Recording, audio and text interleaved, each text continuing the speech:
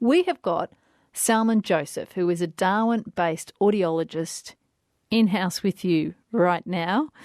Good morning to you.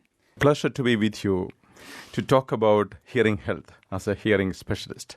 There is a question that is continuously argued about in my home with my children. Right. If a tree falls in a forest, does it make a sound? Of course. Does it? Or only does it make a sound if it hits your ear holes? Of course, it should come to our ears, definitely. So therefore it doesn't make a sound.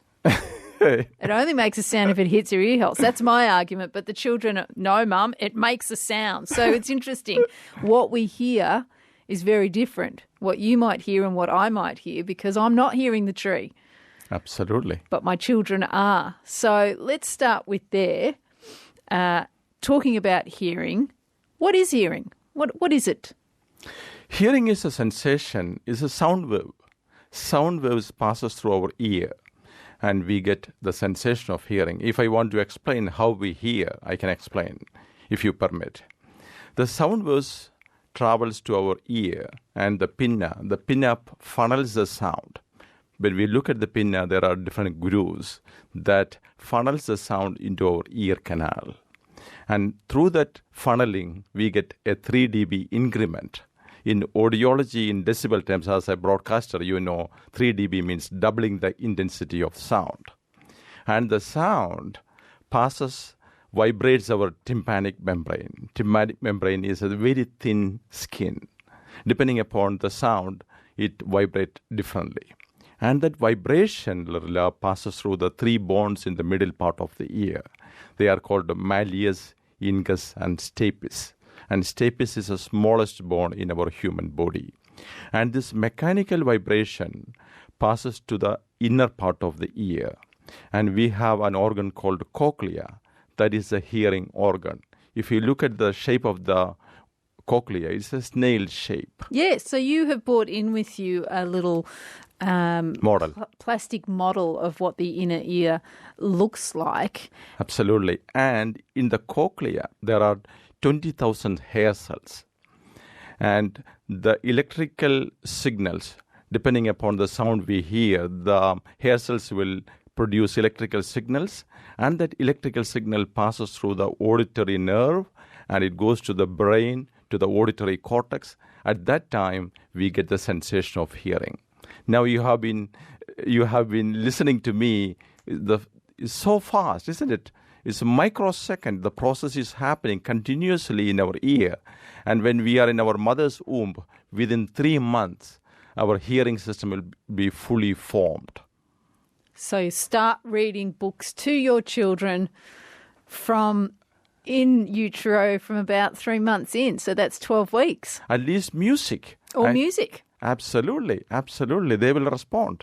That's interesting in itself. So when it comes to hearing loss, you've just described how we hear. Right. When we have hearing loss, I imagine there's a number of different ways that you can lose your hearing. What's the most common? The most common, the geriatric population, the older people, what they will encounter is the hair cells in the cochlea will degenerate when time passes, maybe 70, 80. But people who work in defense forces, DVA people, who have very heavy machines and firearms and all those type, noise exposure, what happens is the tiny hair cells will die. When it dies, what we will have is sensory neural hearing loss. Sensory neural, why audiologists call sensory neural? When we do the audiogram, we know exactly the pattern. And sensory neural means it can be either sensory or neural. Sensory means is due to the hearing organ, the cochlea. Neural means the auditory nerve. So there is a common terminology we use for the old age hearing loss, sensory neural hearing loss. And there is one particular case called sudden sensory neural hearing loss. Tomorrow morning, I wake up with no hearing in 1 ear or 2 ears. But that's awful. Isn't that like a blocked ear? That's a medical condition, isn't it? Absolutely. You just get some drops. No, we cannot fix that problem by drops because there's a viral attack happens to the inner part of the ear. Overnight. overnight.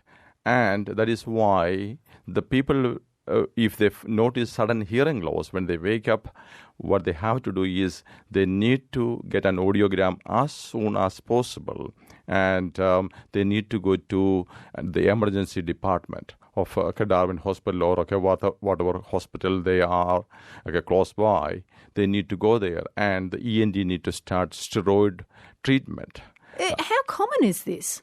Maybe 1 to 3% of the population get it. Okay, I come across in my clinic I only started my practice last year. I was working for government and in private for the last 17 years. And I come across people, and then I specifically tell them, don't waste your time, because you have 1 week window of opportunity. And if you don't do anything at that time, that will become permanent hearing loss. Imagine we both are having some. If I have sudden sensory neural hearing loss on both ears, I cannot have meaningful talk with you. But imagine waking up with either one or both and just not being able to hear. That sounds awful. Absolutely. So sad. Whenever I come across people like that, it's so sad. Distressing, I Distressing, imagine. Absolutely. And it can happen to anyone. That is why, through this type of show, people need to be aware that what they need to do if they suddenly notice a hearing loss, it's a clinical emergency. Please don't prolong the intervention. Don't wait for the GP to be do something about it. Sometime even in Northern Territory to get a GP appointment take 2-3 days. Don't waste your time. Let's talk about that. Getting medical intervention when you think there's something wrong with your hearing. 2 to 3 days sometimes to get an appointment in a built-up area like Darwin, Alice Springs, even longer if you're in Katherine. But let's talk remote. Hearing loss in remote areas of the Northern Territory and communities is very common, particularly amongst children. You yourself have spent a lot of time in remote areas. Why? Why is there hearing loss there? 2016 onwards, I traveled to almost all the communities in Northern Territory as part of a hearing program called Hearing Services Outreach as a hearing specialist. I come across so many children with pussy ears, discharging ears, and ear infection, and a significant hearing loss. Lyrella, you are absolutely spot on. And is there any audiologist in any community? Manangrida is one of the biggest community, around 3,000 people in the community. There is no resident audiologist. I do regular radio interview at T-Bar Radio, and I highlight that we need to have some audiologists on the ground for 3 months or 4 months or at least for 2 months. We are getting a lot of federal funding for hearing health, but audiologists go there and do the hearing assessment. And as you know, overcrowding is a big problem. Is overcrowding causing hearing loss? I do not get the connection between the two. The hygiene factor. The overcrowding in a house and hygiene are intertwined. Just imagine a household having 4 people or 6 people. And just imagine a household with 25. But what's that got to do with your ear holes? Like, how does that affect your ear holes? The infection possibility increases when hygiene decreases. Right. And the other important thing is when lot of young children, their eustachian tube, the tube that connecting to the back of the throat from the middle part of the ear, that will be horizontal. So because of that reason, they cannot aerate their middle part of the ear very well. So for children up to the age of 8, the possibility to get ear infections are quite normal.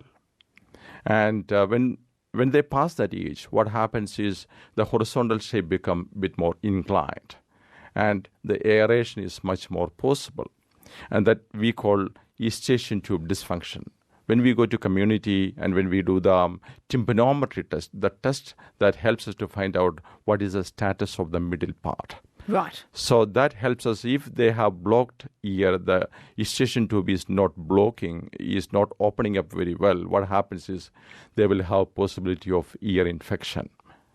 And if they continue in that ear infection, what will happen is they will have mild hearing loss and then moderate hearing loss, and that will significantly affect their speech and language development. When we talk about the speech and language, our indigenous children are very much disadvantaged in learning their mother tongue, their language, because there is no script, there is no word, the oral story.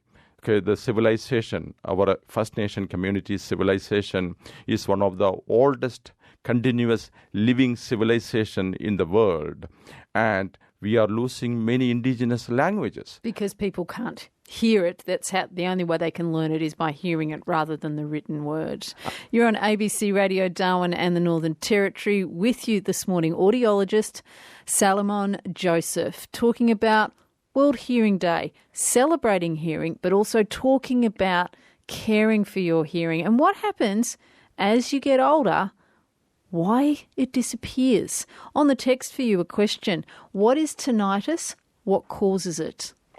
That's a very good question. A lot of people suffer with tinnitus. Tinnitus means sound, some sort of sound. It can be high-frequency sound, mid-frequency sound, low-frequency sound. Many defense personnel, when they come to us, they all have tinnitus. They complain about tinnitus because when they work close with fighter jets and helicopters, they are very loud. And sometimes they will be called in. And even yesterday, a defense personnel was telling they didn't get any time to wear the earplug.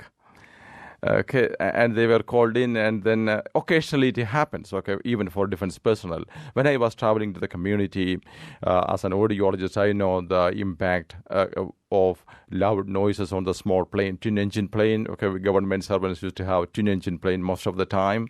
But even community people, they are traveling on a single-engine plane. This is too noisy, 120, 130 decibel sound. The earplug is very important. The sound attenuation means reduction in sound. They only give 20 to 30 decibel reduction in sound. In addition to the earplug, I was wearing ear muff to protect my hearing. So what's going on inside your ear holes that you have this continual sound? We don't know exactly what causes. It's something in the inner part of the ear that causes the ringing sound. And the problem is many people having tinnitus, but how we manage it. There are a small section in our society, they don't know how to manage it. They react very badly to the ringing sound. So basically the management of how we react to it. There is a problem, then how do we tackle it? So there are some applications that help us masking sound, like free app you can download on the web. And that, if someone having high frequency sound, I always recommend some female sound music that will help them to mask the high frequency sound. If the male sounds are predominantly low to mid frequency sound. So if they use a male voice, some song, that will help to mask that sound. And there are hearing aids that uses white noise or other type of noises to mask the tinnitus. The person should have some type of hearing loss, then they can have those type of hearing aids that mask the tinnitus. And I try these type of hearing aids on people, and sometimes people are very happy. They are not noticing that sound after wearing the hearing aid. ABC Radio Darwin and the Northern Territory. If you've got a question about hearing, how to keep your ears healthy, maybe you've got a problem with your ears, say g'day to audiologist Salimon Joseph, 0487 99 1057. Another question has come in for you. What is vertigo and why has that got something to do with your middle ear? So vertigo, that is a very interesting question. Our ear has got two functions, hearing and balance. And the balance organ, the vestibular, you can see here, the semicircular canal. And that vestibular system helps us to keep the balance right. And sometime when we have problem in the middle part of the ear, the infections, that will affect our balance. My wife also is an audiologist, but she specializes in balance assessments at Royal Darwin Hospital. So I cannot go deep into that subject. But there are audiologists, they do vestibular assessments like WEMP and nystagmography. There are different type of tests that helps exactly find out what is causing it. And there are some physio treatment that help to regain that balance. And sometimes they have to see an ear, nose and throat specialist and need to take medication for the balance problem. Another question coming in for you. How do you know if you've got hearing loss? What are the signs? Very good question. Excellent. In a family life, husband is saying something or wife is says something, and the husband is not understanding, wife is not understanding what they say. There is a possibility that person will have sensory neural hearing loss. I don't know. Isn't that called selective hearing loss? No, many men are blamed for selective hearing loss. After we do the audiology assessment, after we get the audiogram, we do the speech discrimination test. Speech discrimination test? This correct. Is getting more and more interesting. Yes, speech discrimination test. Okay, this is National Acoustic Laboratory is the apex body. They do a lot of research in hearing. And they have different words, monosyllable words. And when we present this AB word list, discrimination test, and we ask the person, you repeat it at different levels, okay, normal conversation level and below conversation level. And what happens is the word may be fan and the person will be saying back ban. They are not getting the F word, and fun become bun. Can you imagine, Lyrella, in a family, wife is saying something to the husband and the husband is not understanding. She repeats 3-4 times and and he is not understanding, she can become angry. It's quite natural. Why are you not hearing it, It's normally, 30, 40 years old may not have this problem. Basically, 60, 70, definitely they will have this problem. And that is why I always tell when someone asks for audiology assessment, bring your partner. Bring your communication partner for the hearing assessment. And then I can explain the audiogram very well, and all the speech discrimination test I can very well explain. And then, this is what is happening in my house. And suddenly you turn into a relationship counsellor. That's what it sounds like. Counselling is very important. Absolutely. Counselling is part and parcel of anything, especially in audiology, because an average person, Lyrella, will take 1 to 8 years to do something about with their hearing loss. 8 years. I didn't know that. One more question for you, because it is, of course, celebrating World Hearing Day. Absolutely. The rule that the paediatrician for my children has always been, do not put anything larger than your elbow into your ear. True or false, as the expert? True. Absolutely true. Because I will show you the wax generation happens from here onwards. And many people, what they do is they use the earbud and they pushes the wax further close to the tympanic membrane. If they push the wax closer to the tympanic membrane, no way the wax will not come by itself. If it generate, our ear has got the natural ability to push out that wax from this part onwards. But if you push deeper into the tympanic membrane, too deep, it will stay there. I do microsuction to many people and big chunk of wax coming out from the ear. And you can imagine, Lyrella, big chunk of wax will create a mild to moderate hearing loss. Right, so only your elbow goes in your ear. That is your take-home health message on World Hearing Day. Audiologist Salimon Joseph, thank you so much for coming in. Thank you very much, Lyrella. It's wonderful talking to you.